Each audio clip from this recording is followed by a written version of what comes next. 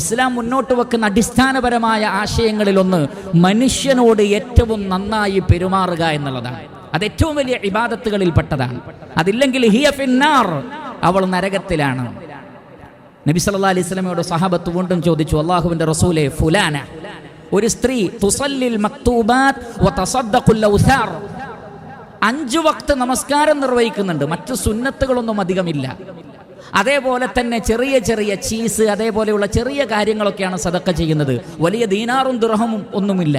പക്ഷേ ലാ തുദീ ജിറാനഹ, ഒരു ഗുണമുണ്ട്, അയൽവാസിക്ക് ഒരു ഉപദ്രവവും ആ സ്ത്രീയെ കൊണ്ടില്ല. നബി സല്ലല്ലാഹു അലൈഹി വസല്ലമയുടെ മറുപടി, ഹിയ ഫിൽ ജന്ന, അവൾ സ്വർഗത്തിലാണ്. ഒരുപാട് സദക്ക ചെയ്തിട്ടില്ലെങ്കിലും, ഒരുപാട് സുന്നത്തുകൾ നമസ്കരിച്ചിട്ടില്ലെങ്കിലും, ഫർള് നമസ്കാരം മാത്രമാണെങ്കിലും അയൽവാസിയെ ഉപദ്രവിക്കാത്ത, മനുഷ്യന്മാരെ ഉപദ്രവിക്കാത്ത ഒരാൾ ഫിൽ ജന്ന, അവർ സ്വർഗത്തിലാണെന്ന് റസൂലുള്ളാഹി സ്വല്ലല്ലാഹു അലൈഹി വസല്ലം.